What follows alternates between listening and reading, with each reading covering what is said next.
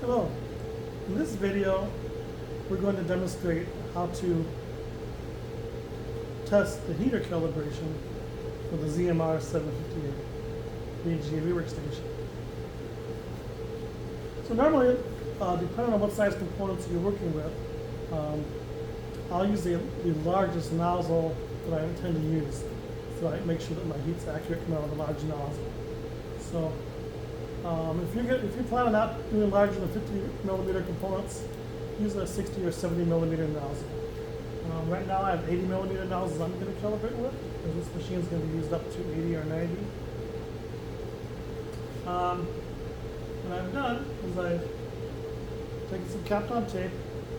I taped a thermocouple at the edge of the nozzle. You can see it's bent in here to measure the heat. I have one thermocouple on the top, one thermocouple on the bottom. I normally use thermocouple 1 for the top and thermocouple number 2 for the bottom.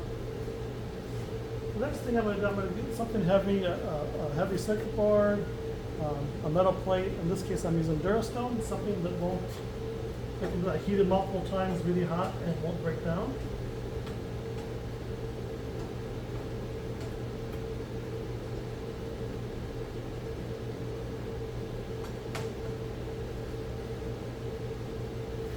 Going to put that snugly over the nozzle and keep some back pressure. I'm going to adjust my bottom nozzle height and my top nozzle height about 1/4 inch from the board. We want some airflow. We don't want them right up against the boards. I'm going to go to my thermal profile. I'm going to select for this calibration, I'll use a lead-free profile. I'm going to take it up to 290. If you plan on taking boards hotter, you can take it all the way up to make profiles up to 350 and test how it's performing on the high end. But right now for this demo, we're just going to go up to 290. So I'm going to go to load. I'm going to select my lead-free board, open it, wait for it to load.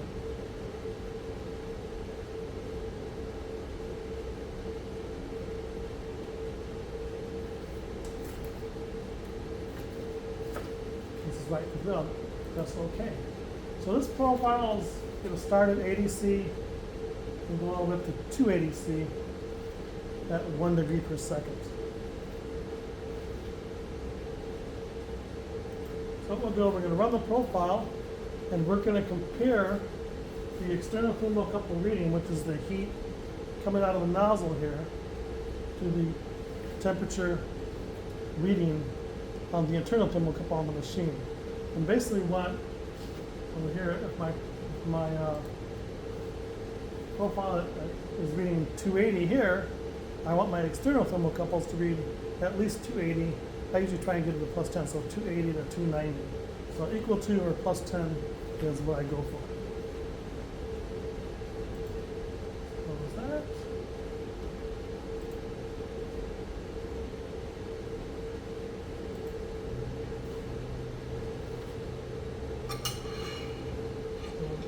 Place a chip in here just for mount, height purposes.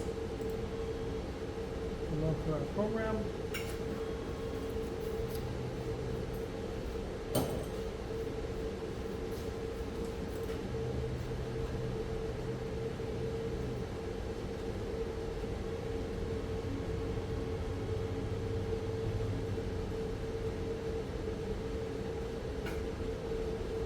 And once it places the chip and starts the heating profile, I'm going to take the chip out because I don't really need to heat up this chip.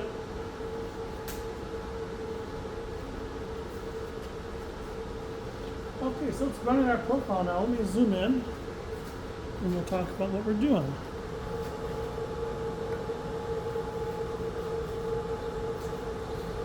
So here on our graph, you can see our internal thermocouple. This is our machine thermocouple current temperature, the top and the bottom, and then here's my external thermocouple for the top and the bottom. This is at the nozzle. Now these are K-type thermocouples. It's important that you use a good thermocouple and a new thermocouple.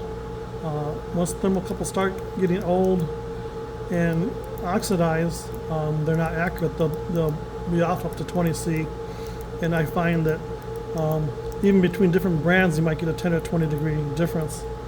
We use Omega thermocouples, and they seem to be pretty reliable and accurate. The K-type thermocouples, they are not accurate at low temperatures. They're pretty much only accurate like above 200 C. So I don't start monitoring these temperatures until we get around 200, and then I'll start comparing the external to the internal thermocouples.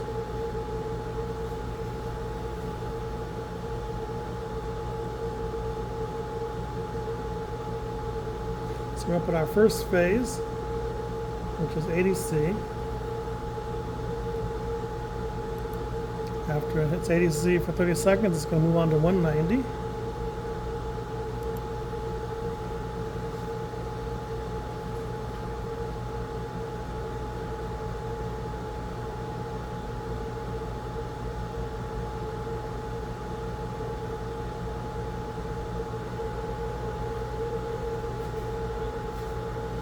So get your notepad out. We can see right here, right now, our external thermocouple on the bottom heater is running way too high, 240. So bottom, I'm gonna make a note. Bottom's too high.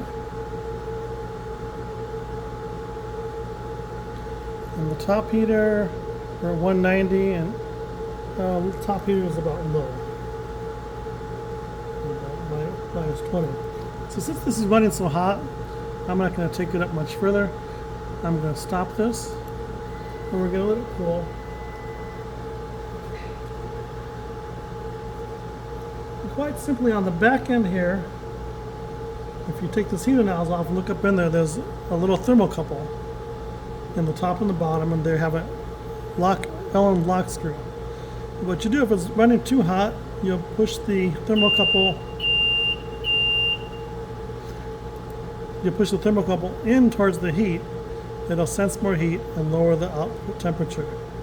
If it's not running hot enough, then I'll move the thermocouple back out of the path of heat. It'll increase the temperatures. On the top right now, it's not running hot enough, so I'm going to back up the upper thermocouple. I'm going to bring it back out about a 1/16 of an inch and then retest it.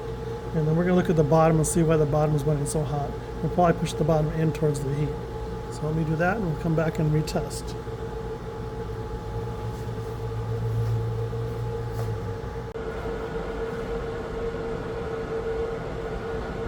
Okay, so I removed the nozzle.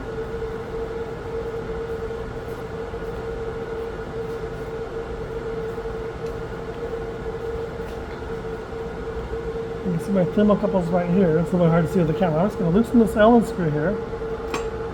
I'm going to move the thermocouple more towards the center. And then I'm just going to snug it. You don't want to over tighten this so hard that you bend the metal jacket around the thermocouple. You snug that out and put the nozzle on. I'll do the same thing on the top, and then we'll go retest it. Okay, so I adjusted the thermocouples and went and started the profile so we don't waste a lot of time, dead time watching this ramp. But so right now we're approaching 250. Let's look at our thermopile. So we're going to go to 250 for 40 seconds.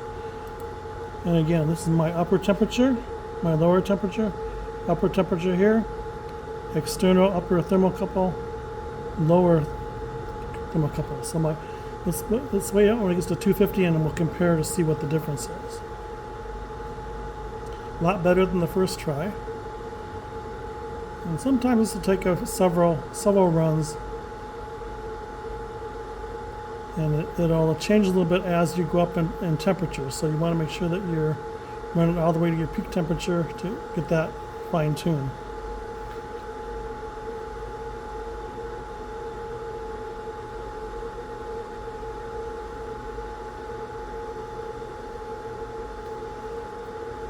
Okay, so the top's at 247, let's get it to 250. Okay, the top's at 249, almost 50, bottom's at 250. So look, you give us up a second to stabilize, but 250, the thermocouple's reading 236, the bottom's 250, so they're about the same, so they're both about 35, 40, they're about minus 15. So I'm going to go back in there and I'm going to back the thermocouples out on about another 1/16 of an inch on the top and the bottom. And we'll just keep doing this till we get the temperatures for the external thermocouple and the internal thermocouples to match. Let's let it run up to 280, which is the end of the profile, and see if there's any difference in the differences. If there's a difference in the differences.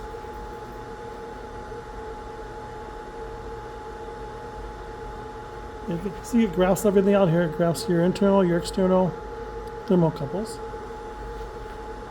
And so it'll save this data. So when you're doing profiles on a chip and your customer wants to know, let's say the external thermocouple you used to build your profile, if your customer wants to know the profile the chip's actually heated to, you can put thermocouples on them and then save this data and provide it for your customer or your quality records. Okay, so we're at 280. And again, about minus 15 on the top, 280, 264, bottom's about 262. So we're about minus 15 to 18. That's not too off, but we're going to go ahead and set it a little bit. Like I said, I'd rather run it on the hot side, so we're going to get it up to about plus 10 on each side. But that's our demo for the heater calibration. Just let this stop, and I'm going to just go and show you. So we can go up here and we could go browse historical data. Let's let this finish dropping before we do that. Let's let this finish. The other thing you do on install is you can create cool down ramps so it cools down slower if you want. Basically, like I said, this program is pretty much just like a reflow oven. Data is just like a reflow oven.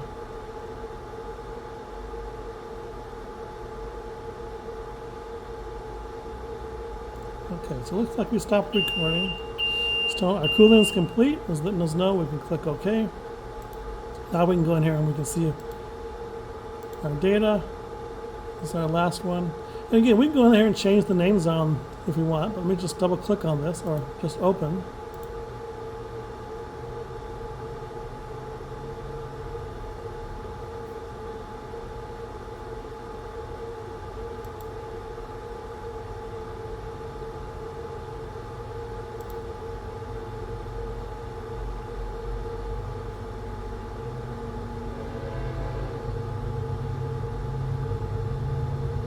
Oh, wrong one. Let's go to 910.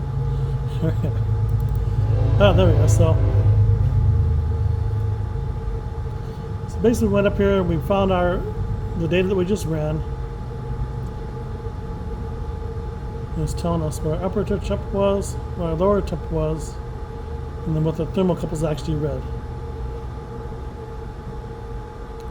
And so we're going to go and try and get these thermocouples to match the internal thermocouples. That's it. Thanks for watching.